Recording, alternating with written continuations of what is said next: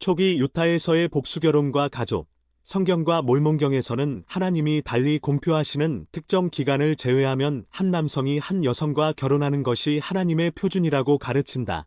조셉 스미스에게 주어진 계시에 따라 1840년대 초반에 예수 그리스도 후기 성도 교회의 회원들 사이에서 복수결혼, 즉 한 남성이 둘 또는 그 이상의 여성과 결혼하는 제도가 시행되었다.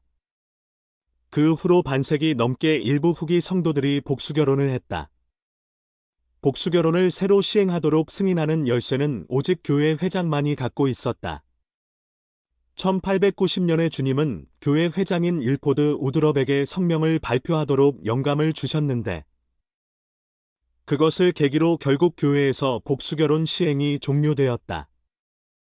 성명서로 알려진 이 발표문에서 일포드 우드럽 회장은 복수결혼을 금지하는 미국 법률을 따르고 또 자신의 영향력을 행사해 교회 회원들도 그렇게 하도록 납득시키겠다는 의사를 표명했다. 그 성명서가 발표된 후 교회의 연단 말씀과 출판물을 통해서 일부 일처제가 옹호되었다. 예외적인 경우로 1890년과 1904년 사이에 특히 미국 법률 관할권 박인 멕시코와 캐나다에서 약간의 복수결혼이 새로 시행되었다. 이 기간 동안에 미국 내에서도 소수의 복수결혼이 시행되었다. 1904년에 교회에서는 복수결혼을 새로 시행하는 것을 엄격하게 금지했다. 오늘날에는 누구든 복수결혼을 시행하는 사람은 교회 회원이 될 수도 없고 회원으로 남을 수도 없다. 이 기사에서는 후기 성도가 미국 서부로 대이동을 한 뒤부터 성명서를 발표하기 전까지, 즉 1847년부터 1890년 사이에 후기 성도들이 시행한 복수결혼을 주로 다룬다. 후기 성도들은 하나님께서 그분의 선지자들을 통해 19세기에 복수결혼을 시행하도록 하신 목적을 전부 다 이해하지는 못한다. 하나님께서 이렇게 명하신 이유 중 하나가 몰몬경에 나와 있다. 그것은 바로 주님을 위하여 자손을 일으키기 위해 복음 성약 안에서 더 많은 자녀가 태어나야 하기 때문이었다. 야고보서 2장 30절. 복수결혼으로 충실한 후기 성도 가정에서 많은 수의 자녀들이 태어났다. 그것은 또한 19세기 몰몬 사회에 다른 영향도 미쳤다. 즉, 결혼을 바라는 사실상 모든 사람들이 결혼할 수 있게 되었다. 경제적으로 불리한 여성이 결혼을 통해 재정적으로 더 안정된 가정에 편입되면서 1인당 부의 불평등이 감소되었던 것이다. 또 민족 간 통혼이 늘어 다양한 이주민을 통합하는 데 일조했다. 복수결혼은 또한 후기 성도들 사이에서 단결과 집단 정체성을 형성하고 강화하는 데 도움이 되었다. 교회 회원들은 자신들이 선민, 즉 외부의 박해에도 불구하고 하나님의 명령을 수행해야 하는 성약의 백성, 원리를 지키기 위해 추방도 기꺼이 불사하는 백성이라고 여기게 되었다. 이들 초기 후기 성도들에게 복수결혼은 개인적 희생이 따르는 종교적 원리였다. 복수결혼을 시행했던 남성들과 여성들이 남긴 기록들을 보면 재정적 어려움과 대인 간의 불화, 남편과 지속적인 동반자 관계를 유지하고 싶은 아내들의 염원 등을 비롯해 그들이 경험했던 문제들과 어려움이 잘 나타나 있다. 그러나 그 기록들에는 결혼 관계 내에서 많은 사람들이 사랑과 기쁨을 찾았다는 내용도 있다. 그들은 당시에 이런 결혼이 하나님의 계명이며 순종이 이 세상과 다음 세상에서 자신들과 후손들에게 큰 축복을 가져다 줄 것이라고 믿었다. 복수결혼을 했던 많은 이들은 그 관계 내에서 큰 사랑과 온정, 애정이 있었지만 일반적으로 이 결혼은 낭만적 사랑보다는 종교적 믿음에 더 기초하여 시행되었다. 교회 지도자들은 복수결혼을 하는 사람들에게 이타심과 그리고 그 결혼으로 관련을 맺은 모든 사람에 대해 그리스도의 순수한 사랑을 키워야 한다고 가르쳤다. 복수결혼을 공개적으로 가르쳤던 시기의 모든 후기 성도는 그 원리를 하나님이 주신 계시로 받아들여야 했다. 하지만 모든 사람이 이런 결혼을 해야 하는 것은 아니었다. 실제로 이런 결혼 제도는 남성과 여성의 비율 때문에 전체적으로 시행되지는 않았다. 교회 지도자들은 복수결혼을 하나님께서 교회 전반에 걸쳐 주시는 계명으로 보았지만 그런 결혼을 하지 않는 사람들도 여전히 하나님의 인정을 받는다는 사실을 알았다. 여성들은 일부 다처이든 일부 일처이든 결혼할 배우자나 또는 결혼 여부를 자유로이 선택했다. 교회 지도자들이 권해서 복수결혼을 한 사람도 있는 반면에 자발적으로 시작했던 사람들도 있었다. 복수결혼을 하려는 사람은 모두 사전에 교회 지도자들의 승인을 받아야 했다.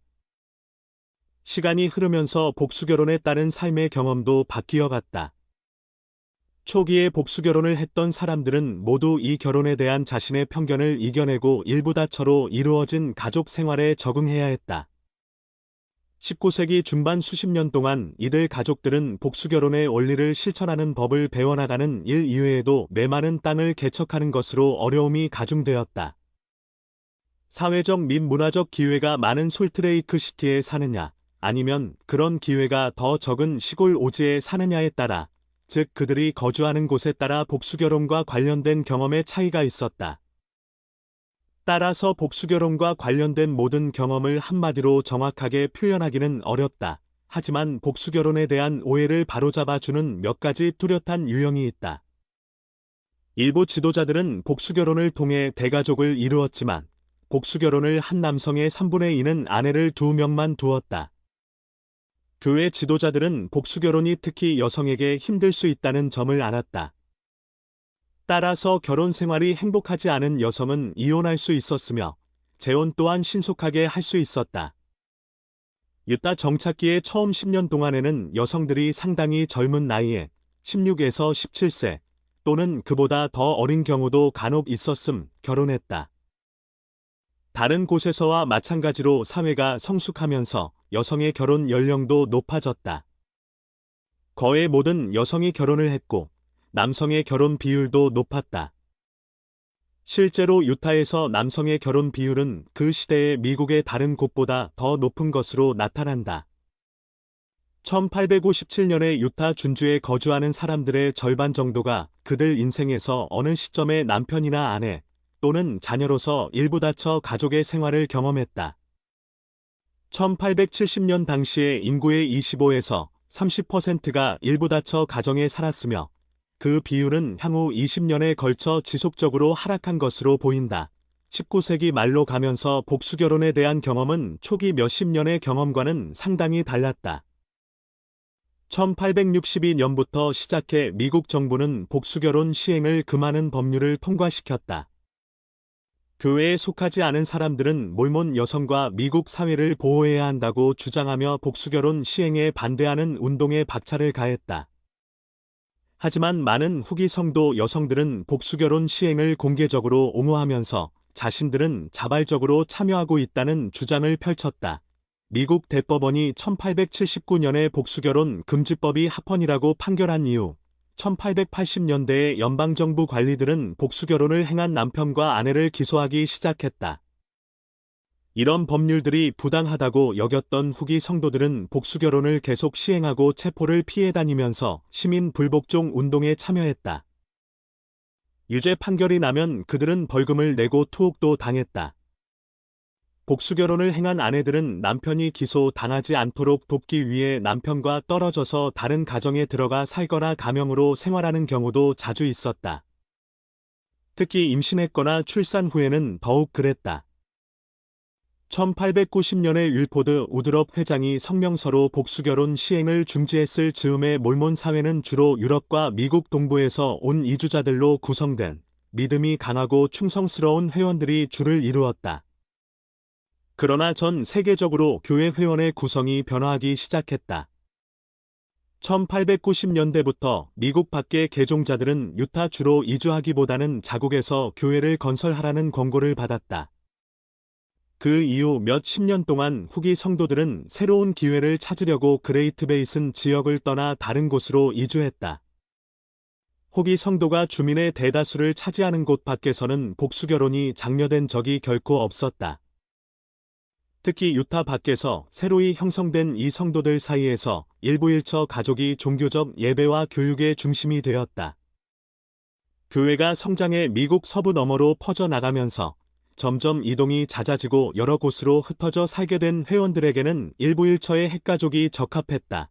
복수결혼을 시행한 많은 사람들에게는 복수결혼이 상당한 희생이었다. 일부 사람들이 역경을 겪었음에도 불구하고 복수결혼을 시행했던 사람들의 충실함은 헤아릴 수 없는 방법으로 교회의 지속적인 유익이 되고 있다. 이들 19세기 성도들의 혈통을 통해 의로운 아버지와 어머니, 예수 그리스도의 충실한 제자, 헌신적인 교회 회원, 지도자, 선교사로서 자신의 복음 성약에 충실했던 많은 후기 성도들이 배출되었다. 비록 현대의 교회 회원들에게는 복수결혼 시행이 금지되어 있지만 그들은 자신의 신앙과 가족, 지역 사회를 위해 많은 것을 희생한 이들 개척자들을 존중하고 존경한다. 교회는 이 기사에 제시된 역사적 내용에 대한 학자들의 공헌에 감사를 표한다.